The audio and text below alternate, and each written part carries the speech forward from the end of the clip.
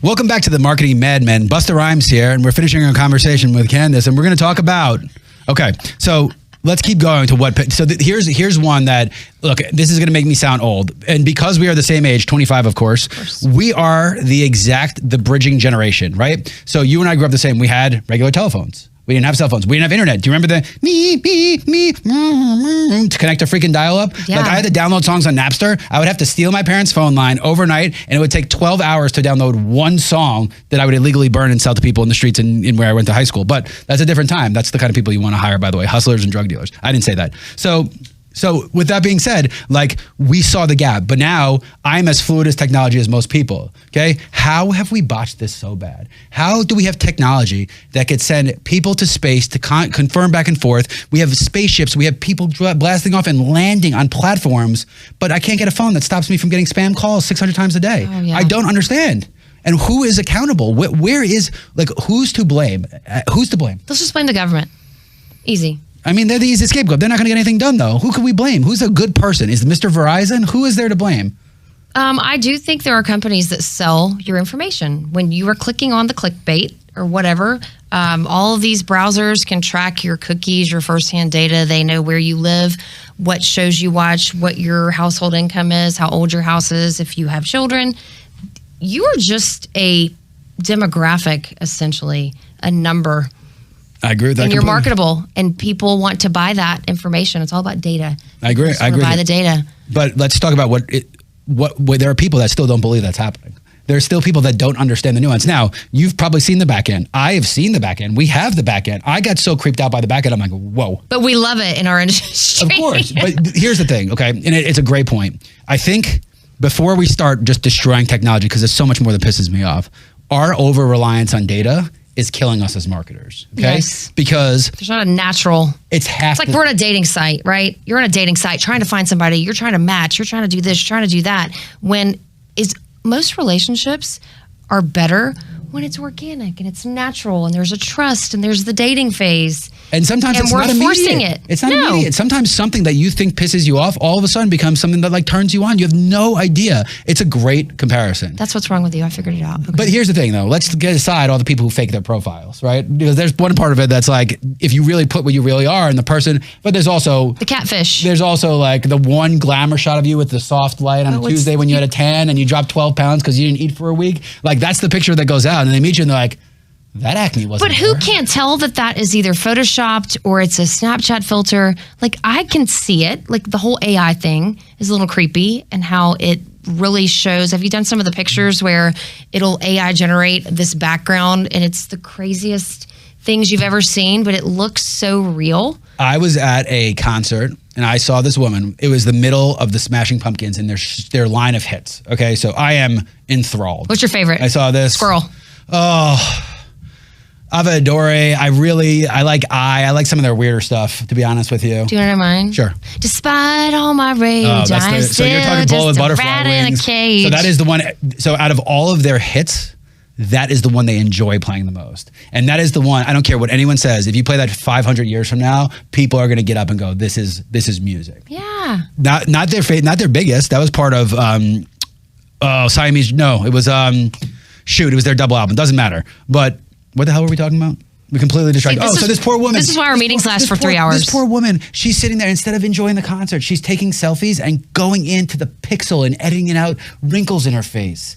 And I'm like, you poor girl. I go, what man are you looking for? Who cares? What man are you looking for?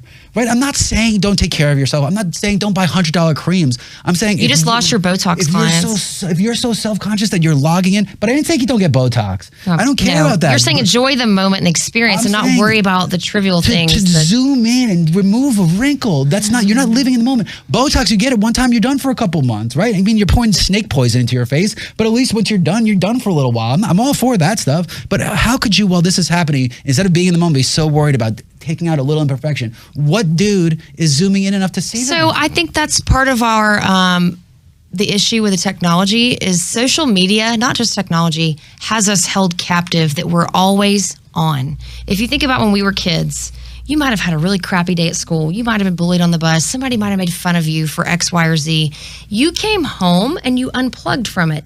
You didn't see it. You didn't face it. Nobody knew your location, what you were doing.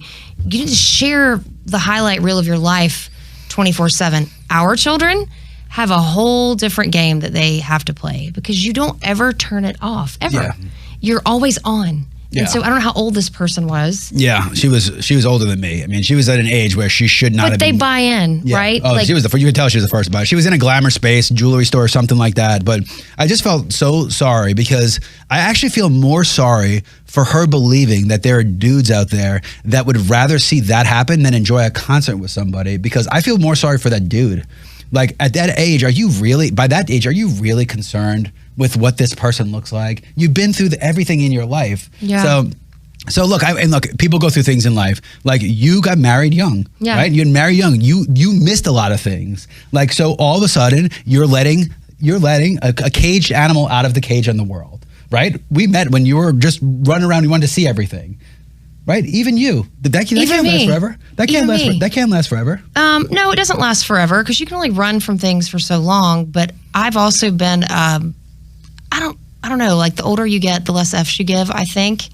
And I don't really care what my social media presence looks like. I would rather live a rich life and have those moments like you're talking about and have those experiences than to show people I'm having a great time. Like, there's a difference in like having a great time and trying to look like you're having a great time or look like you're 20 years younger. Yeah. You know, I don't know. I think if I was to give one tip, and my kids. Have you got a tip for me? Have I got a tip for you? There are three kinds of people in the world: the ones that are always looking backwards, the ones that are always looking forwards, and the ones that are enjoying the moment. Okay, if I can breed my children to be one thing, is, guys, look, it's not about what happened and not about what's going to happen. Enjoy now.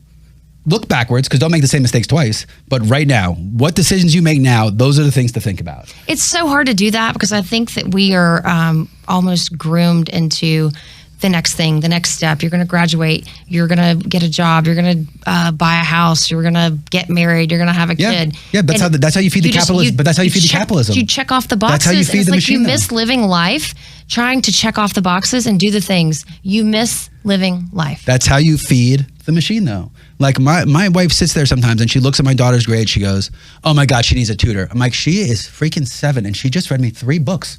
I go, it's not even her strong suit. She's good at math. What do you mean? Who is going to convince you that a 7-year-old reading and writing is going to need a tutor? It's just insanity because we're so focused, like you said, on checking those boxes off, those boxes off, those boxes off.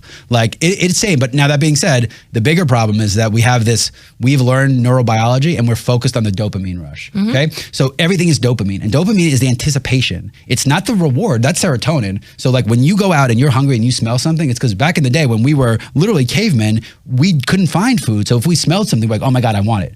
You have serotonin, then it calms down and you're like, relax, that was a great meal. Well, we keep feeding the dopamine without giving the serotonin. That's what social media is. So you become numb to it. You feed social media like, "Oh my God, oh my God, oh my God." It's ridiculous. And the thing that's supposed to make you feel happy doesn't even make you feel happy. It becomes an addiction. And you get mad. Like happy is like, "Oh my God, she was so ugly in high school. Look how pretty she is. I'm so happy for her." But that's not what happens. You keep scrolling and scrolling, and it's like, "Oh my God, that's stupid. I can't believe I'm so much better." It's insanity. Why are we? That's great. Do you do that? No, I don't even go good, on. thank Have you God. ever seen me go on? I do my stuff for work. I don't even go on social media. I was really concerned. No, I won't even go on. Oh my God, our time is up. I'm sad now. We covered a lot. I might air this out of order. She was better in the last segment. I might reverse this around, throw the first one first so we can make sure we hook everybody. But Candice, thank you, girl. I really appreciate it. I enjoyed it. I know we'll air after Christmas, but Merry Christmas. Have a Happy New Year. You too. You've been listening to the Marketing You can't Man. say that. That's not PC. I'm kidding. We're in the South. Merry Christmas. Merry Christmas. All my Jewish friends know the deal. It's fine. You've been listening to the Marketing Madman at Extra 106.3, and we'll catch you next week.